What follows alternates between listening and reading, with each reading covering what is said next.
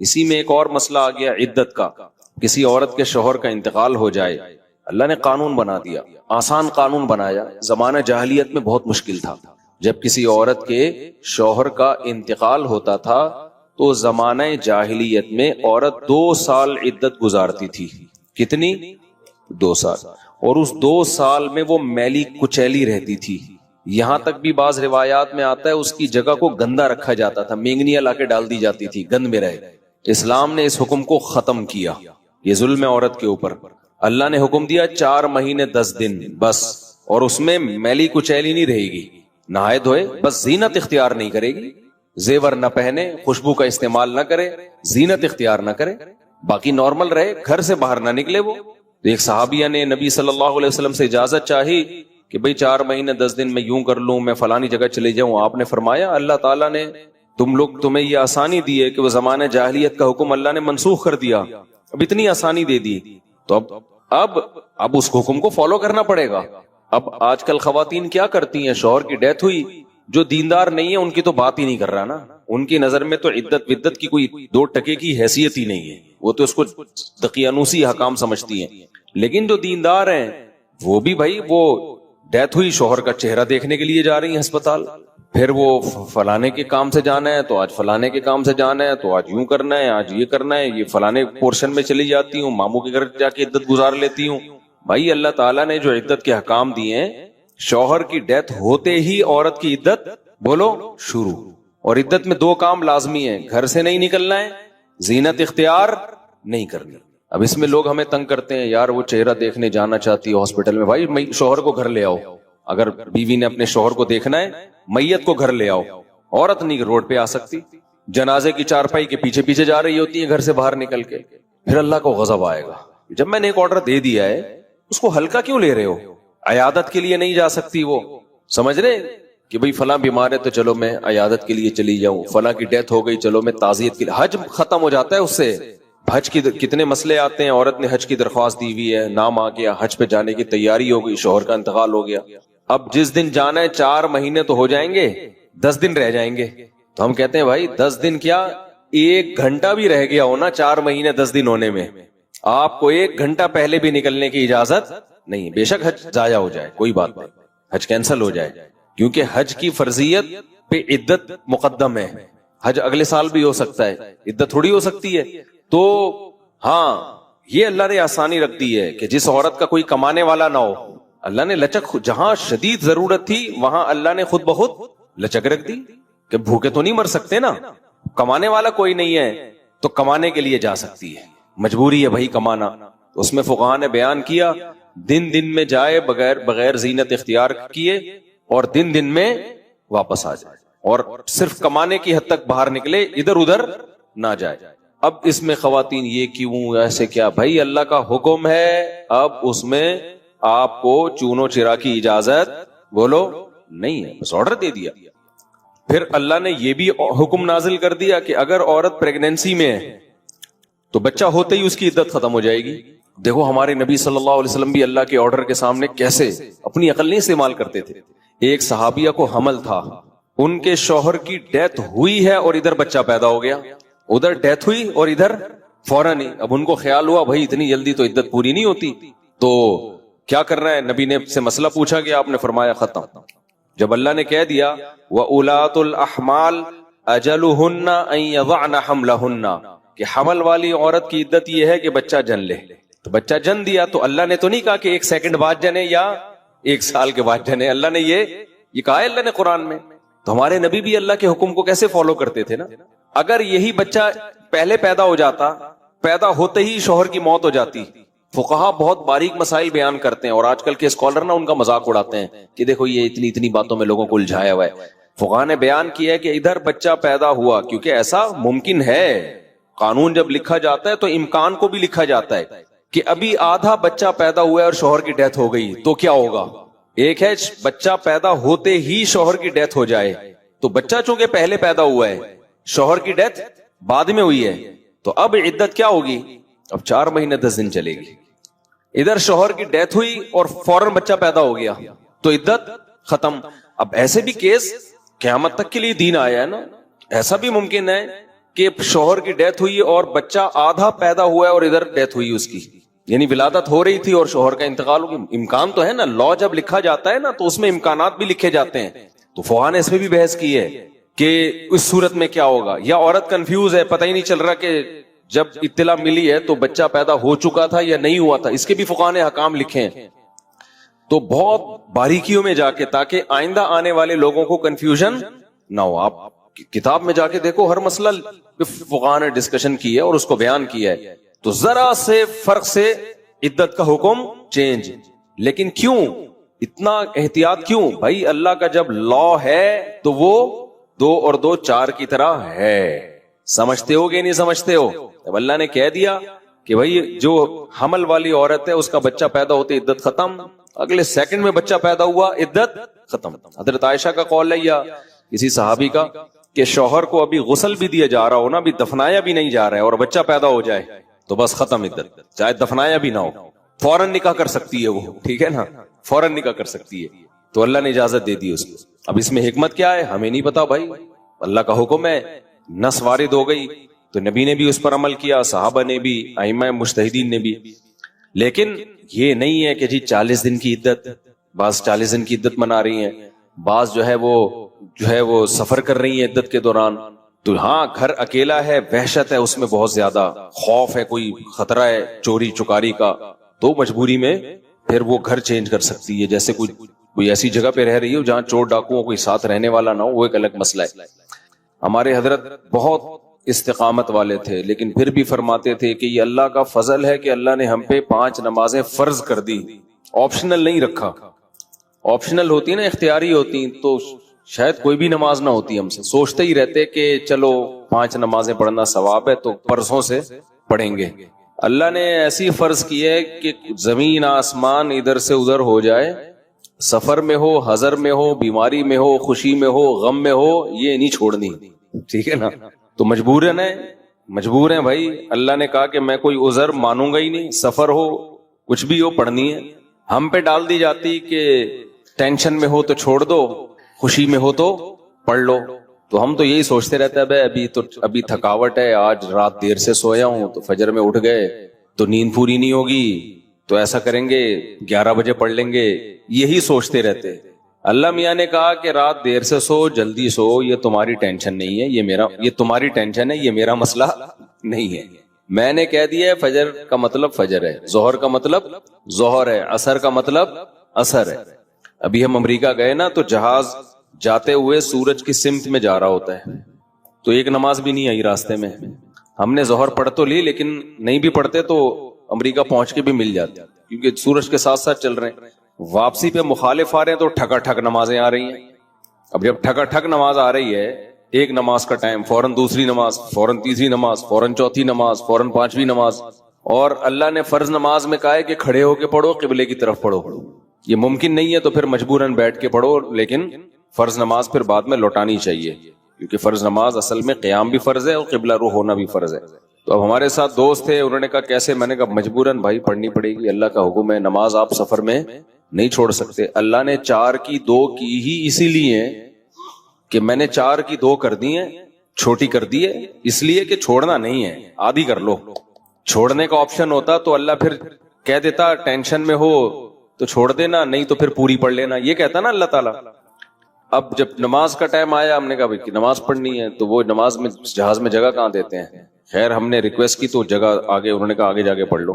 تو ہم نے کیا کیا، ہم نے کہا بھائی آج کل ایک ایپ آ رہی ہے جو لوگ جہازوں میں سفر کرتے ہیں، اس کا نام ہے حلال فری کر کے کچھ ہے، نام بھول گیا میں، بڑا زبردست نام ہے، آپ لوگ نوٹ کر لیں. وہ کبھی جہاز میں سفر ہو نا، حلال ٹرپ، یہ ایپ ڈاؤن لوڈ کر لیں اپنے موبائل میں. اور اگر ڈاؤن لوڈ نہیں ہو رہی تو ڈائریکٹ گوگل پہ بھی سرچ کی جا سکتی ہے، حلال ٹرپ گوگل پہ لکھیں تو وہ ایک ویب سائٹ آ جائے گی، وہ کھولیں، وہ آپ سے مانگے گا جہاز کے ٹائمنگ کیا ہے، کدھر سے کدھر جا رہا ہے، کیا تاریخ ہے. آپ اس میں ڈالیں گے، ٹھک کر کے وہ بتا دے گا کہ آپ کی جو گھڑی میں اس وقت ٹائم ہو رہا ہے اس کے مطابق فجر کتنے بجے، ظہر کتنے بجے، عصر کتنے بجے، مغرب کتنے بجے، عشاء کتنے بجے، اور اتنے بجے قبلہ کہاں ہوگا، اتنے بجے قبلہ جہاز میں کس سمت میں ہوگا. تو بڑی خاندانی ایپلیکیشن ہے. تو وہ آپ جیسی ڈالیں گے ٹھک کر کے، تو ایک گھڑی آپ ایسی رکھیں جو چینج نہ ہو ٹائم اس کا.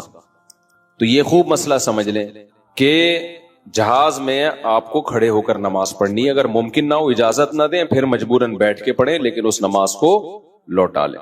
تو ہم نے تو کھڑے ہو کر اجازت مل گئی تھی, ہم نے کہا چلو پڑھتے ہیں. اس میں یہ آسانی ہے کہ ظہر اور عصر اکٹھی, لیکن کیسے اکٹھی؟ اس طرح سے اکٹھی کہ ہم نے دیکھا کہ ظہر کا ٹائم ختم ہو رہا ہے, فرض کریں 5 بجے ختم ہو رہا ہے, اور عصر کا ٹائم 5 بجے شروع ہو رہا ہے. تو ہم نے کیا کیا, وضو کر لیا, کیونکہ جہاز کے واش روم میں وضو کرنا بھی آسان کام نہیں ہے. تمیز سے وضو کیا کرو, وہاں پہ ایسا کیچڑ نہ کر دو کہ وہ بولیں نمازیوں پہ پابندی لگا دیں.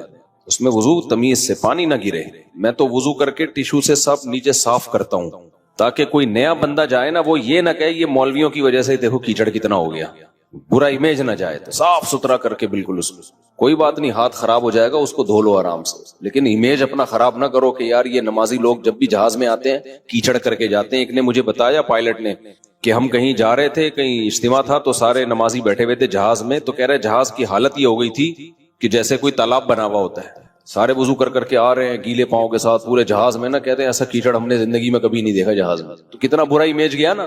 تو اس لیے صفائی ستھرائی کر کے ان کو لگے کہ کوئی بات نہیں یار, اگر یہ وضو کر بھی لیتے ہیں تو واش روم میں ذرہ برابر بھی گندگی نہیں ہوتی, صاف ستھرا کر کے نکلو باہر. اس بیان ابھی شروع کروں گا, لیکن یہ بھی ضروری بات ہے تاکہ جہازوں میں بھی نمازوں کا اہتمام کریں. اللہ کو نماز بہت زیادہ محبوب بھی ہے, اور اللہ کے ہاں جتنی ویلیو نماز کی ہے نا اتنی کسی حکم کی نہیں ہے.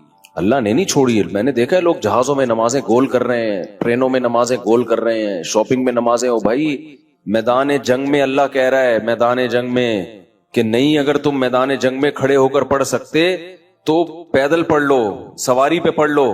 اے اللہ بعد میں پڑھ لیں گے نا, جنگ سے جب فارغ ہو جائیں گے پھر پڑھ لیں گے, ابھی کیا ٹینشن ہے. اللہ نے کہا ان الصلاۃ کانت علی المؤمنین کتابا موقوتا, نماز مومنین پر مقررہ اوقات میں فرض ہے, یہ نہیں ہے کہ بعد میں پڑھ لو.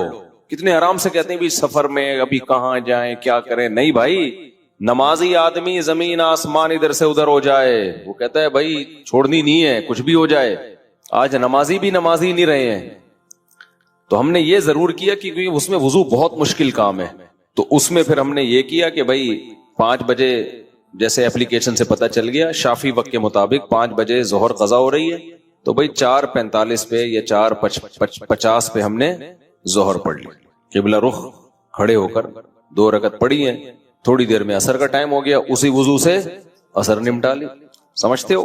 تو یہ اس طرح سے نبی صلی اللہ علیہ وسلم نے نمازوں کو سفر میں جمع کیا ہے. اور یہ جو حدیث ہے نا جس میں آتا ہے نبی صلی اللہ علیہ وسلم نے بغیر کسی عذر کے سفر کے نمازیں اکٹھی پڑھی ہیں ظہر عصر کی, تو اس کا بھی یہی مطلب ہے. ایسے اکٹھی نہیں ہے کہ ظہر کو قضا کر دیا ہو یا عصر کو ظہر کے ٹائم پہ پڑھ لیا ہو, ورنہ پھر یہ جو آیت ہے حافظوا علی الصلوات والصلاۃ الوسطی, نمازوں کی حفاظت کرو خصوصاً عصر کی نماز کی, پھر اس کا مطلب کیا ہو گیا؟ اس کا تو پھر مطلب ہی نہیں بنتا کوئی. تو حدیث کی وہ تشریح کی جائے گی جو قرآن سے میچ کر رہی ہو. تو اس طرح سے پھر مغرب عشاء بھی ایسے پڑھ سکتے ہیں آپ. مغرب کو ڈیلے کر دیا, عام حالات میں یہ مناسب نہیں ہے, نبی صلی اللہ علیہ وسلم کا معمول نہیں تھا, لیکن کبھی کبھار کوئی عذر ہو تو اس طرح سے ڈیلے کیا جا سکتا ہے. تو مغرب کو تھوڑا ڈیلے کیا عشاء کے قریب. صحیح بخاری کی حدیث ہے, اس میں حضرت عبداللہ بن عمر نے اسی طرح جمع کیا ہے کہ مغرب پڑھی, تلبث یسیرا, تھوڑی دیر ٹھہرے, پھر عشاء پڑھ لی. تو اس سے پتہ چلتا ہے کہ جن حدیثوں میں آتا ہے اکٹھی پڑھی ہیں تو ان کا یہ مطلب ہے جو بخاری میں بیان. خیر ابھی یہ ٹاپک نہیں ہے کیونکہ لوگ کہتے ہیں کہ یہ لوگ حدیثوں کو نہیں مانتے, حدیثوں میں تو 2 نمازیں اکٹھی پڑھنے کا ہے. ہم مانتے ہیں اکٹھی, لیکن اکٹھی کا مطلب کیا ہے؟ تو خلاصہ یہ کہ کسی قیمت پہ بھائی نماز قضا بولو مت کرو. دیکھو بار بار ایک بات بیان کرتا ہوں, اللہ کے حکم میں آسانی ہے, لچک نہیں ہے. کیونکہ دنیا میں کوئی بھی قانون ساز اپنے قانون کو ہلکا نہیں سمجھتا. دنیا میں جو بھی حکومت ہوتی ہے قانون بنائے اور یہ کہے کہ یہ لازم ہے, اس کے بعد پھر وہ لازم نہ کرے, اور تو اس کا مطلب خود اپنے قانون کی ویلیو کو وہ ڈی ویلیو کر رہی ہے نا. یہی مطلب ہو گیا نا. دنیا میں کوئی یہ نہیں کرتا, تو اللہ قانون بنائے اور کہے کہ یہ فرض ہے, سفر میں بھی فرض ہے, حضر میں بھی فرض ہے, پھر اللہ کہ چلو میں نے کہہ تو دیا, باقی تمہاری مرضی. نا نا نا نا نا نا, صحیح ہے, اللہ نے کہہ دیا اب ہے تو ہے, اب آپشنل نہیں ہے. رمضان کے بار بار میں بتاتا ہوں نا, روزے میں مزدور کو بھی روزہ رکھنا پڑے گا, کتنی سخت گرمی ہو, کیونکہ اللہ نے قانون بنا دیا بھائی بیماری میں سفر میں چھوڑ سکتے ہو، اس کا مطلب تیسرا کوئی عذر نہیں ہے، رکھنا پڑے گا. تو اس لیے جو فرائض ہے نا، واجبات فرائض، اس میں اللہ کے قانون آسان ضرور ہے، لچکدار نہیں ہے، جب ہے تو ہے. تو یہ تو میں نے کچھ تھوڑی سی وہ اصل بات یہاں سے شروع کی تھی کہ کام جب مسلط ہوتا ہے تو ہو جاتا ہے. انسان اپنے اوپر اختیاری میں ڈال دینا تو بس وہ ترتیبیں ہی بناتا رہے گا، سوچتا ہی رہے گا، کام دھیلے کا نہیں ہوگا. تبھی ہمارے حضرت فرمایا کرتے تھے کہ اللہ سے دعا کیا کرو کہ اللہ جو دین کی خدمت ہے اس کو میری مجبوری بنا دے، میں چاہوں نہ چاہوں کام ہو بس لے تم اس. تو یہ اللہ کا بڑا فضل ہے، مولوی نہ بھی چاہے تو دین کا کام اس کو کرنا پڑتا ہی ہے. یہ اللہ نے، اور حضرت فرماتے ہیں اللہ کی اتنی بڑی نعمت ہے جس کا جتنا عام آدمی کے لیے آپشنل ہے، ہمارے لیے تو بھائی مجبوری ہے. حضرت فرمایا کرتے تھے کسی کو مسجد کا امام بن جائے نا تو اس پہ اللہ کا شکر ادا کرے، اب تو نماز اپنی تو پڑھنی ہے، ورنہ لوگ کہاں پڑھ رہے ہوتے ہیں. جب امام بن گئے اب اپنے لیے نہیں تو پبلک کے لیے پڑھنی ہے، لیکن پڑھ تو رہا ہے نا، فرض تو ادا ہو رہا ہے، تو اس بہانے جماعت تو مل رہی ہے. اس سے تو بہتر ہے کہ سوتا رہتا ہے، ورنہ جو عام نمازی ہیں سو رہے ہیں، یار آج نہیں جاتے، امام کہتا ہے بھائی نہیں گئے، پبلک بولے گی کدھر گیا. صحیح ہے، یہ زیادہ اچھا ہے کہ چلو یار کسی بھی طرح سے ہو کام تو مسلط ہو نا، ہو تو جائے. اس پہ لوگ کہتے ہیں تو اللہ کے لیے نہیں ہو رہا، پبلک کے لیے ہو رہا ہے. یہ ایک لمبا مسئلہ ہے کہ نیت میں اگر شائبہ ہو جائے نا، تو نیت میں اللہ کے علاوہ بھی کوئی شامل ہو جائے تو یہ ویسے ہی آپ کی جنرل نالج کے لیے بتاؤں کہ ایسا نہیں ہے کہ آپ کی نیت اللہ کے لیے تھی، اس میں اگر کچھ اور بھی نیت ہو جائے تو پورا عمل ضائع ہو جاتا ہے، ایسا نہیں ہوتا. اس میں شریعت دیکھتی ہے غلبہ کس چیز کا ہے، غلبہ کس چیز. غلبہ اگر اللہ کی رضا ہے، پبلک کا خوف بھی ہے اس میں، لیکن مقصد بڑا اللہ کی رضا ہی ہے تو وہ عمل قبول ہوتا ہے، پورا رد نہیں ہو جاتا. کیونکہ سارا پبلک کے لیے تھوڑی کر رہا ہے، کچھ پبلک کا خوف ہے، لیکن خالی خوف ہی نہیں ہے، نماز بھی اس کو پتا ہے بھائی اللہ کا حکم ہے. تبھی تو دیکھو نبی صلی اللہ علیہ وسلم صحابہ کو ترغیب دیتے تھے میدان جنگ میں کہ جو فلاں کو قتل کرے گا تو جتنا اس کی جیب سے مال نکلے گا اس مجاہد کا ہوگا. اب صحابہ اس شوق میں کہ چلو بھائی بندہ بھی مرے گا اور سارے پیسے اس کی جیب سے جو نکلیں گے وہ کس کے ہوں گے؟ ہمارے. تو اب کوئی کہے لو بھائی یہ تو پیسوں کے لیے جنگ ہو رہی ہے، بھائی ہو اللہ کے لیے رہی ہے، لیکن اس میں جب مالی مفاد بھی آ گیا تو تھوڑی موٹیویشن بڑھ جاتی ہے. آئے تو اللہ کے لیے تھے، ورنہ کون کمانے کے لیے اپنی جان گردن پہ آپ کٹانے جاؤ گے کہ یار مال غنیمت ملے گا؟ بھائی تیری جان بھی تو جا سکتی ہے. تو اصل میں تو اللہ کے لیے آئے تھے، لیکن موٹیویشن کے لیے انسان کے دل میں لالچ بھی ہوتی ہے، تو اپنے آپ کو بھی لالچ دے دینی چاہیے، بچوں کو بھی لالچ دینی چاہیے. میں بار بار بتاتا ہوں نا، عبداللہ ابن مبارک رحمہ اللہ تعالیٰ کے والد، ان کو عربی سکھانے کے لیے ان کو کہتے تھے ایک شعر یاد کر لو 2 درہم ملیں گے. اب اصولی طور پر تو یہ بظاہر غلط معلوم ہوتا ہے، بھائی تم تو پیسوں کے لیے اس کو علم دین سکھا رہے ہو. بھائی پیسوں کے لیے نہیں سکھا، اللہ کے لیے رہے ہیں، لیکن درمیان میں تھوڑا سا پیسوں کا تڑکا لگا رہے ہیں کہ اس بہانے سیکھ تو لے گا نا. تبھی عبداللہ بن مبارک کہتے ہیں میں نے دین کا علم حاصل کیا تھا دنیا کے لیے، لیکن جب علم آیا نا تو اللہ نے میرے دل سے دنیا نکال دی. ٹھیک ہے نا، کہنے نیت تو یہی تھی، پیسے ویسے ملتے تھے مجھے، صحیح ہے نا، پیسے ملتے تھے، نیت تو یہی تھی، لیکن جب علم آ گیا، علم نے ہی سکھایا کہ بھائی یہ اللہ کے لیے ہوتا ہے، دنیا کے لیے نہیں ہوتا. تو اپنے آپ کو اچھائی کی عادت ڈالنے کے لیے اگر دنیا کو شامل کرنا پڑے نا تو بھی ٹھیک ہے، عادت پڑ جائے اخلاص پیدا ہوتا رہے گا. ایک شاعر نے بڑا پیارا شعر کہا ہے، وہ ریا جس پر تھا زاہد طعنہ زن، پہلے عادت پھر عبادت بن گئی. یہ بڑا خاندانی شعر ہے، اس کا مطلب سمجھاتا ہوں. اب تھوڑا آڑا ترچھا بیان ہو رہا ہے لیکن پارسل کر رہا ہوں، کام کی باتیں ہو رہی ہیں، کوئی غلط باتیں تو نہیں کر رہا نا. وہ ریا جس پر تھا زاہد طعنہ زن، زاہد کہتے ہیں جو دنیا سے بے رغبتی، اللہ کی عبادت کرنے والا. تو جب انسان عبادت کرتا ہے تو بعض دفعہ اس کے دل میں ریاکاری آتی ہے، لوگ دیکھ کے خوش ہو رہے ہیں اور لوگ واہ واہ کر رہے ہیں، تو اس کو یہ دل میں خیال آتا ہے یار میں تو لوگوں کے لیے کر رہا ہوں، اللہ کے لیے کر ہی نہیں رہا. تو وہ تانا دیتا ہے کہ یار یہ کیسی عبادت ہے، یہ پبلک کے لیے ہو رہی ہے، شو بازی ہو رہی ہے. تو اس پہ شاعر نے کہا وہ ریا جس پر تھا زاہد طعنہ زن، پہلے عادت پھر عبادت بن گئی. کیا مطلب؟ شروع میں تو ریا کی نیت سے ہو رہا تھا، لیکن کسی بھی نیت سے ہو رہا تھا، کام کی لت تو پڑ گئی نا، عادت تو پڑ گئی نا. مثال کے طور پر آپ پبلک کو دکھانے کے لیے نماز پڑھ رہے ہو، فجر بھی ظہر بھی، لوگ بولیں گے بڑا بزرگ ہے یار، کئی دن تک پبلک کو دکھانے کے لیے بھی پڑھو گے، کام کی عادت تو پڑ جائے گی نا. وہ جو پوستی پنا تھا وہ تو ختم ہو جائے گا. کام کسی بھی نیت سے کیا جائے نا یوز ٹو ہو جاتا ہے آدمی. سمجھتے ہو کہ نہیں سمجھتے؟ اور کیے بغیر یوز ٹو نہیں ہوتا. آپ جتنا مرضی اخلاص ہو, نماز کی فکر ہو, عادت تھوڑی پڑے گی اس سے نماز کی. آپ کے دل میں اللہ کا خوف کہ جو نماز نہیں پڑھتا جہنم میں جائے گا, تو کیا مطلب اس سے پڑھ لو گے نماز؟ عادت جب تک نہیں پڑے گی نہیں ہوگا. ایک نماز میں خوف پیدا ہوگا, اگلی میں تھوڑی ہوگا. اگلی میں ہو سکتا ہے کوئی غافل ہو جاؤ, بازار میں ہو, بازار کی محبت پیدا ہو جائے. بھائی کیفیات جو ہے نا انسان پر وہ چینج ہوتی رہتی ہیں, کنٹینیو ایک کیفیت کبھی بھی نہیں ہوتی. اب نماز کا آپ کے دل میں فجر کے وقت بڑا خوف تھا, جو نماز نہیں پڑھتا جہنم میں جائے گا. اس خوف کی وجہ سے آپ نے آگے فجر پڑھ لی. کیا آپ سمجھتے ہو ضروری ہے کہ یہ خوف ظہر میں بھی ہو؟ بولو نا. ہو سکتا ہے ظہر میں 4 شادیوں پر بیان سن کے آئے ہو, آپ شادیوں میں الجھا ہوا ہو, دلہنیں آ رہی ہوں آپ کو خواب میں, وہ خوف ہی نکل گیا آپ کا. اب کہاں سے موٹیویشن ملے گی؟ نہیں ملے گی. آپ چھوڑ دو گے ظہر. پھر کہیں مولوی صاحب کا بیان سن لیا, مولانا طارق جمیل صاحب کی تقریر سن لی, او بھائی ایک خوف پیدا ہوا, کانپ رہے ہیں, اثر پڑ لی. مغرب میں پھر کوئی فلم دیکھنے بیٹھ گئے, سارا ختم. کسی ملحد کا بیان سن لیا, وسوسے پیدا ہو گئے.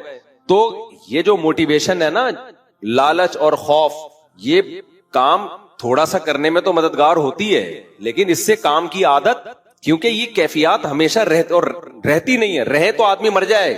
سمجھ میں نہیں آ رہی بات؟ اگر یہ کیفیات ہمیشہ رہے نا تو یا تو خوف سے مر جائے پھر آدمی. جہنم سے ہر وقت کوئی بھی نہیں کانپتا رہتا, کبھی کبھار ہی کیفیات آتی ہیں. تو اس لیے جو بھی اصلاح کرتے ہیں نا بزرگان دین, ان کی کوشش ہوتی ہے خانقاہوں میں کہ اس کو عادت ڈالی جائے اس کام کی. بھلے ریاکاری کے لیے کر یار, تو دنیا کے لیے کر, پیسے لے لیں ہم سے نماز پڑھنے کے, عادت ڈالو اس کو. جب عادت پڑے گی, پھر جب یوز ٹو ہوتا ہے نا, لت پڑتی ہے کسی کام کی, پھر بھائی جو مرضی کیفیت ہو, وہ کہے گا کیفیت گئی تیل لینے, بھاڑ میں جائے کیفیت, میں نے نماز پڑھنی ہے. اب ہم نے جو جہاز میں نماز پڑھی, یہ تھوڑی کہ مجھے کچھ ٹانگیں کانپ رہی تھی, خوف پیدا ہو رہا تھا, نماز چھوڑ گئی. بھائی یہ عادت پڑی ہوئی ہے یار, کیسے چھوڑے؟ دل ہر وقت ٹینشن رہے گی دماغ میں, نماز نماز. یہی ہوتا ہے نا نماز, جو نماز پڑھتا ہے ہر وقت ٹینشن, کو سکون ہی نہیں ملے گا کسی کام میں یار, نماز نہ نکل جائے. ایک بار بار دماغ میں اپنے سکون کے لیے بھی انسان کہتا ہے بھائی ایک دفعہ پڑھ کے آرام سے بیٹھ جاؤ. بالکل جیسے جس کو چائے کی لت پڑ جائے, نسوار کی لت پڑ جائے. شروع میں ہو سکتا ہے چائے شروع کی ہو دماغ کو فریش کرنے کے لیے, جب لت پڑ جاتی ہے بھائی دماغ فریش ہونا ہو, مجھے کیا چاہیے؟ چاہیے. عادت پڑی ہوئی ہے. اتنا انسان کی اللہ نے باڈی میں یہ چیز رکھی ہے نا, لت پڑنا اور عادت پڑنا, یہ خوراکوں میں بھی ہے. آپ نے دیکھا ہوگا کچھ لوگ صبح اٹھ کے پانی نہ پیئے تو حلق خشک رہتا ہے, حالانکہ صحت کے لیے نقصان دہ ہے یہ, لیکن کیوں پیتے ہیں؟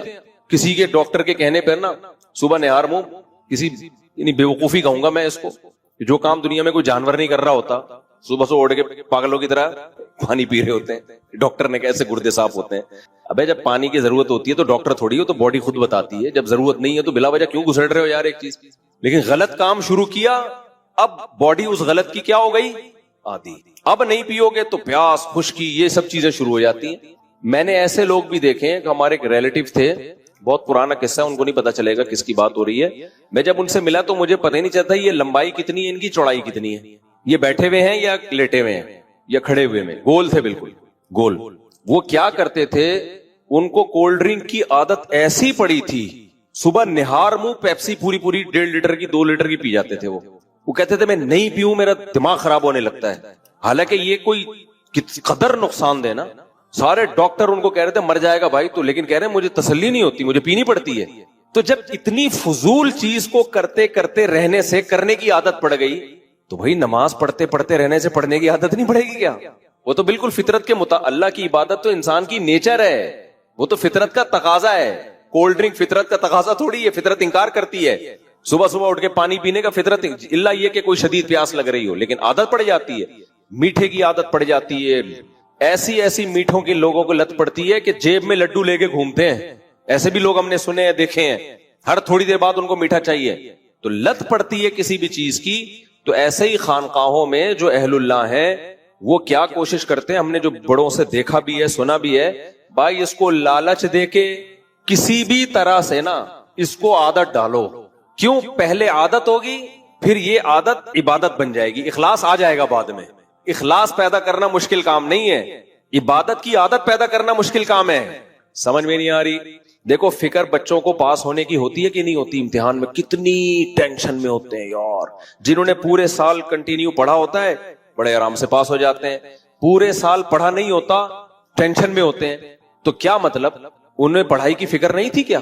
اگر فکر نہ ہوتی تو ٹینشن میں ہوتے. اس وقت فکر تھی, یوز ٹو نہیں ہے, عادت نہیں ہے ان کو. جن کو پڑھائی کی عادت ہوتی ہے وہ یوز ٹو ہو گئے ہیں بھائی, بچپن سے عادت پڑی ہوئی ہے کتابیں لے کے بیٹھنے کی, وہ پڑھتے رہتے ہیں. جن کو عادت نہیں پڑی ہوئی کانپتے رہتے ہیں, سوچتے رہتے ہیں اور فیل ہو جاتے ہیں. سمجھتے ہو بھائی, بہت اہم بات کر رہا ہوں, اس کو ہلکا مت سمجھو. اسی وجہ سے بچوں کو بھی عادت ڈالی جاتی ہے لالچ دے کے, پیسے دے کے. تبھی آپ دیکھو جن کو بھی جو بزرگان دین جب کسی سے گناہ چھڑواتے ہیں تو اس گناہ کے طبی نقصانات بہت فوکس کرتے ہیں کہ اس گناہ سے یہ نقصان ہے تمہاری صحت کو, اس گناہ سے یہ نقصان ہے, اس گناہ سے یہ. اب سوال پیدا ہوتا ہے بھائی گناہ چھوڑنا ہے اللہ کے لیے, صحت بچانے کے لیے تھوڑی چھوڑنا ہے. گناہ کس کے لیے چھوڑنا ہے ہم نے؟ اللہ کے لیے. اور آپ اس کو مشورے دے رہے ہو تمہاری صحت کو یہ نقصان, تمہارے پھیپھڑے تباہ, تمہارے گردے تباہ, تمہارے یہ نقصان, ڈپریشن میں جاؤ گے. وجہ کیا ہے؟ او بھائی تو پھیپھڑوں کی نیت سے چھوڑ دے یار, تو گردے بچانے کے لیے شراب چھوڑ دے, ٹھیک ہے نا, چھوڑ تو صحیح, عذاب سے جان تو چھوٹے. کیونکہ پینے کے سائیڈ افیکٹ, آخرت کے نقصانات بہت زیادہ ہے. تو بھلے تو دنیا کے لیے چھوڑ, کم از کم اس گناہ سے تو بچ جائے گا نا, شراب کے جرم سے تو بچ جائے گا. سمجھ میں نہیں آ رہی میرا خیال ہے بات. تبھی علماء اہل اللہ ہمیشہ جب بھی گناہ کی بات کرتے ہیں تو گناہ کے دنیاوی نقصانات بہت زیادہ بتاتے ہیں, اس کے یہی تاکہ لوگوں کو ہو کہ یار اللہ کے لیے نہیں تو کم از کم اس عذاب سے بچنے کے لیے چھوڑ دو. سمجھتے ہو کہ نہیں سمجھتے؟ تو اپنے آپ کو بھی اچھائی کی عادت ڈالنے کے لیے نا موٹیویٹ کرنا چاہیے. چاہے دنیا کی لالچ دے کے کرو, روزے رکھنا شروع کرو بھلے صحت کی خاطر کہ صحت اچھی ہو جائے گی, لیکن جب عادت ہو جائے گی تو وہ ریا جس پر تھا زاہد تانزن, پہلے عادت پھر عبادت بن گئی, وہ عبادت بن جائے گی, اخلاص پیدا ہو جائے گا. تو کوشش تو کرو اللہ کے لیے ہو, لیکن نہیں ہو رہا تو چاہے جس کے لیے بھی ہو رہا ہے بھائی ایک دفعہ عادت پڑنے دو. عادت پڑتی ہے تو یہ سب سے بڑی نعمت ہے کسی نیکی کی عادت پڑ جائے, کیونکہ مخلص لوگ مارکیٹ میں بہت ہیں, کنٹینیو کسی نیکی کو کرنے والے مارکیٹ سے شارٹ. 27ویں رات کو دیکھو نا کیا کلابازیاں کھا کے رو رہے ہوتے ہیں, یا اللہ معاف کر دے, یا اللہ. آدمی لگ رہا ہے اس سے بڑا نیک دنیا میں ہے کوئی پیدا ہی نہیں ہوا. وہ 2 دن چلتا ہے ان کا وہ تقویٰ, اس کے بعد فلم دیکھنے جا رہے ہوتے ہیں. اور کچھ لوگ ہوتے ہیں جو نقلابازیاں کھا رہے ہیں, رو بھی نہیں رہے ہوتے, وہ پھر بھی نہیں دیکھتے فلم. صحیح ہے نا, کیونکہ ان کو برائی سے بچنے کی عادت ہے, ان کو یہ لت ہی نہیں پڑی ڈراموں فلموں کی, تو آرام سے گھوم رہے ہوتے ہیں. میں نے ایسے بہت لوگ دیکھے, ایسے اہل اللہ بھی دیکھے ہیں میں نے, کہ وہ زیادہ روتے دھوتے نہیں ہیں لیکن برائیوں سے بچے ہوئے ہیں. کیوں؟ جس ماحول میں پیدا ہوئے اس میں برائیوں کا ماحول نہیں تھا, بچپن سے ماں باپ نے تربیت کی, برائی کرنے نہیں دی. وہ کہتے ہیں بھائی ہم سے نہیں ہوتی یار, ہوتی نہیں ہے, جاؤ. ہمارے حضرت فرمایا کرتے تھے یہ جو بدنظری ہے نا یہ انسان کی فطرت کے خلاف ہے. جب انسان صحیح ماحول میں بڑا ہوتا ہے نا تو اس کو غیر محرم عورت کو دیکھنا اس کے ضمیر پسند نہیں کرتا, اس کو اپنے اندر سے بو آتی ہے, اسمیل آتی ہے. فرمایا کہ لوگ کیا کرتے ہیں, اللہ نے اسپرنگ لگائے ہوئے ہیں کچھ, کہ جب نظر پڑتی ہے خود جھک جاتی ہے, تو لوگ آنکھیں پھاڑ پھاڑ کے دیکھ کے نا وہ اسپرنگ ڈھیلے کر دیتے ہیں, پھر دیکھنے کی لت پڑ جاتی ہے. پھر جس دن کوئی گزر رہی ہو نہ دیکھیں تو ڈپریشن میں جا رہے ہیں کہ پتہ نہیں کیا بہت بڑا کوئی علم تھا جو جس سے محروم رہ گئی. یہ ٹھڑک ہوتی ہے کہ یار دیکھیں تو, حالانکہ کچھ بھی نہیں ہوگا, تو دیکھے گا کچھ بھی نہیں ہے. موبائل میں کتنی تصویریں بھری ہوئی ہیں, گوگل پہ کتنی, جو جس قسم کا ڈیزائن دیکھنا چاہے دیکھ سکتا ہے نا. کتنے آج کل گناہ کے راستے, پھر بھی جو کوئی گزر رہی ہوگی نا آنٹی, جب تک ایک دفعہ دیکھ نہ لے اس کو چین نہیں آتا. کیا کر لیا بھائی تو نے اس کو دیکھ کے, کیا مل گیا تجھے؟ وجہ کیا ہے؟ دیکھ کے عادت کس کی پڑ گئی ہے؟ دیکھنے کی. تو اس کا علاج کیا ہے بھائی؟ جو کام کرتے رہنے سے کرنے کی عادت ہوتی ہے, چھوڑتے رہنے سے چھوڑنے کی. بالکل وہی فارمولا ہے, جس وجہ سے لت پڑی ہے وہی چھوڑتا رہے گا. شروع میں تکلیف ہوگی, اس کے بعد چھوڑنے کی عادت, پھر کوئی گزرے گی تو تیری نظر ہی نہیں اٹھے گی. جو آنکھیں پھاڑ پھاڑ کے دیکھ رہے ہوں گے تجھے ان پہ تعجب ہوگا, بھائی کیسے پاگل لوگ ہیں یار ٹھرکی, تجھے ان پہ تعجب ہوگا. سمجھ رہے ہو کہ نہیں سمجھ رہے ہو؟ دیکھو سچ بولتے رہنے سے سچ کی عادت پڑتی ہے, جھوٹ بولتے رہنے سے جھوٹ کی. پھر جب ایک دفعہ جھوٹ کی عادت پڑ جائے نا اس آدمی کے لیے, گالیاں دینے سے گالیوں کی عادت پڑتی ہے, اللہ بچائے. جب نہیں ہو تو پھر نکلتی نہیں ہے منہ سے, پڑ جائے تو پھر گالی روکنا بڑا مشکل ہوتا ہے. تو کسی بھی طرح سے اپنے آپ کو بھائی نیکی کا عادی بناؤ.